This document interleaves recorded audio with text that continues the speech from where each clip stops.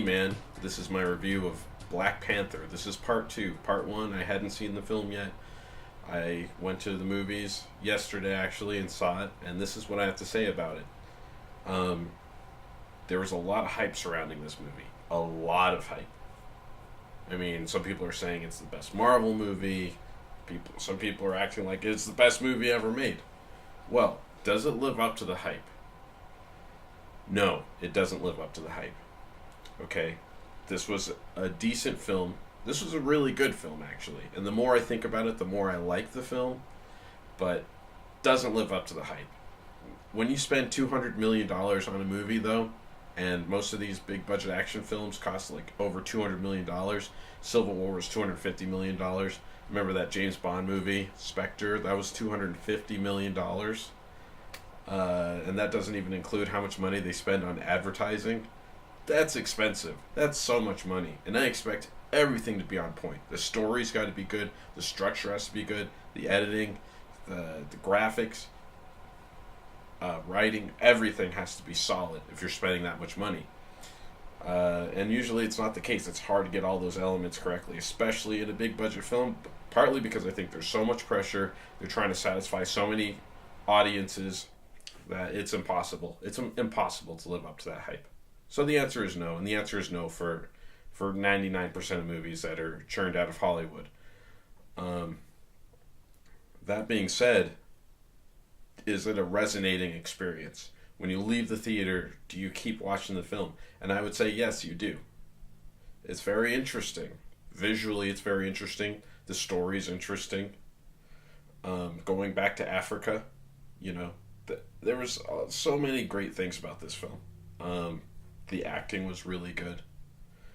The acting was actually solid. The cast, every single actor in that cast was on point, no doubt. The costuming was amazing. I think the costume designer's name is Ruth Carter. I applaud you. That was beautiful. I'm not a big costume guy, but when I sit back and I look at these costumes and I'm like, damn, that's good. That was on point. So kudos to her. Kudos to the director. He's only made 3 pictures. And to have a $200 million budget with Disney Studios, I'm sure, is a lot of pressure, and he handled it well. This was one of the most well-balanced Marvel villains, I think, so far in the MCU. I did think Winter Soldier was interesting in Captain America, but this character was also very intriguing. You understood where he was coming from. You understood his motivation. I feel like they could have explored him more. I feel like the actor might have overplayed the part a little bit, Michael B. Jordan. I thought he did a good job. He might have been overdoing it. I haven't heard anybody say that yet. Most people are just all over that performance. I thought it was still a good performance. Another thing about this movie was that the pacing of the film seemed a little bit clunky. The first act seemed like it was drawn out a little too long. We didn't get a really gripping action sequence until the second act, it felt like. And that's when the ball started getting rolling on the story. I know a lot of us aren't really familiar with Black Panther, so they spent a lot of time developing it, but we got to see him in Civil War. We know what he's about. Wakanda is a very beautiful place, and it's an interesting concept for a fictional country. But we get the point. I mean, it's basically just a cross culture of African countries, basically, is what they did. And as beautiful as it is to look at, I mean, let's get the ball rolling on this movie, because I just got through watching 8 trailers. Okay? 8 movie trailers, all probably averaging about 3 minutes long.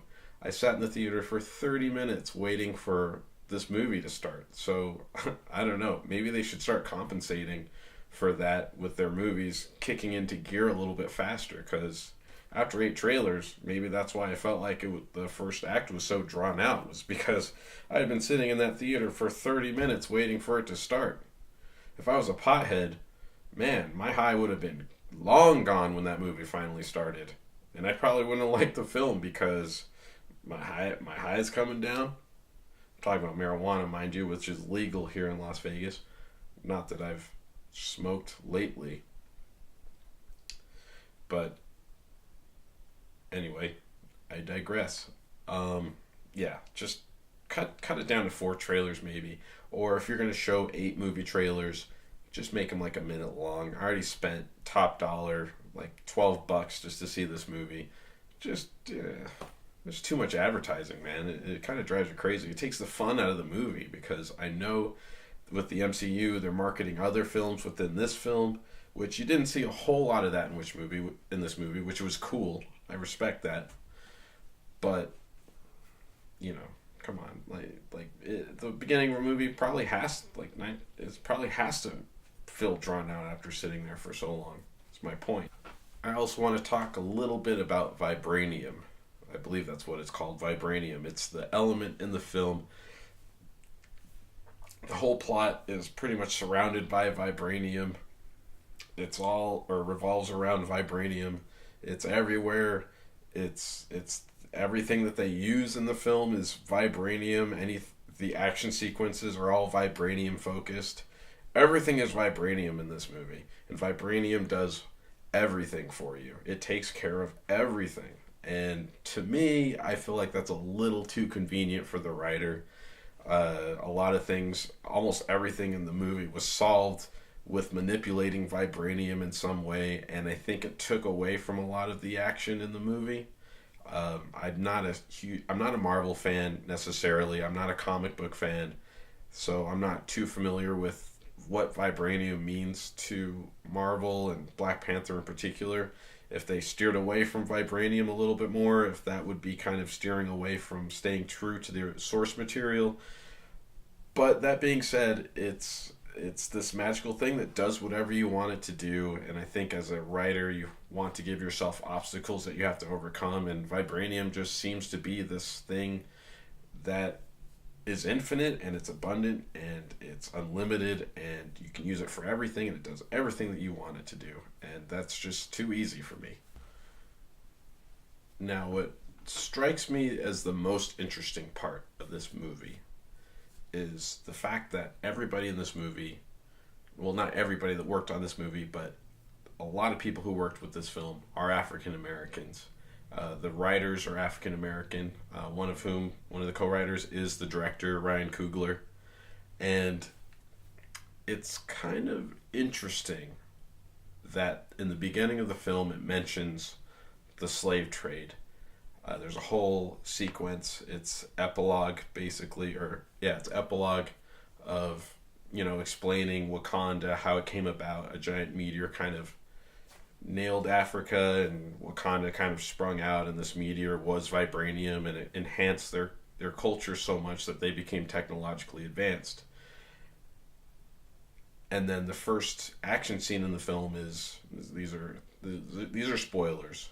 I'm sorry if I'm spoiling it for you. You should probably turn this off by now. Or you should probably turn this off now if I've spoiled it for you. But if not, I'm not doing it. I'm not spoiling. These are just small things. But so the character, one of the characters in the film is saving women that are being shipped for sex trafficking or something. Other African women. And she's kind of infiltrated them. She's almost like a spy, and she's probably looking down to take out this whole slave trade going on in Africa. And that's the first action sequence in the film. And it's interesting because now I'm kind of looking at the picture and seeing that one of the huge motifs of the film is guilt.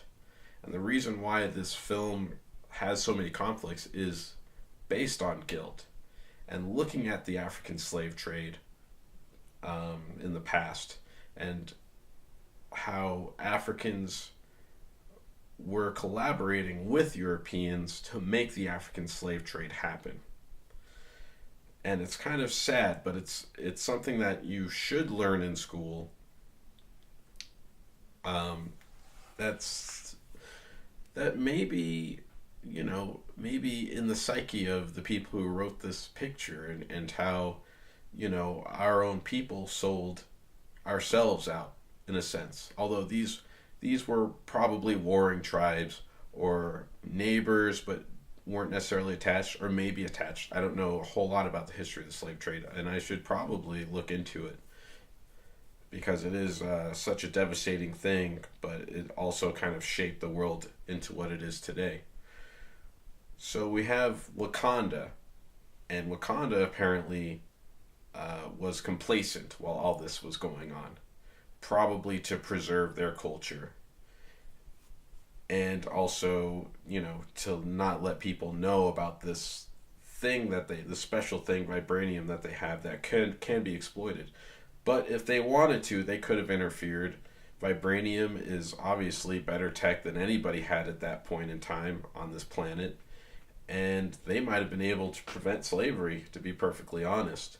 And that could be weighing heavily on Wakanda and their mindset in this film, because they allow the corruption of the West, the corruption. I'm not saying we're necessarily corrupt, but the film is kind of implying that this guy who was a Wakandan, who was raised in America, came back with his Western values that were corrupted in the Wakandan perspective, and corrupted their culture and tried burning down their culture.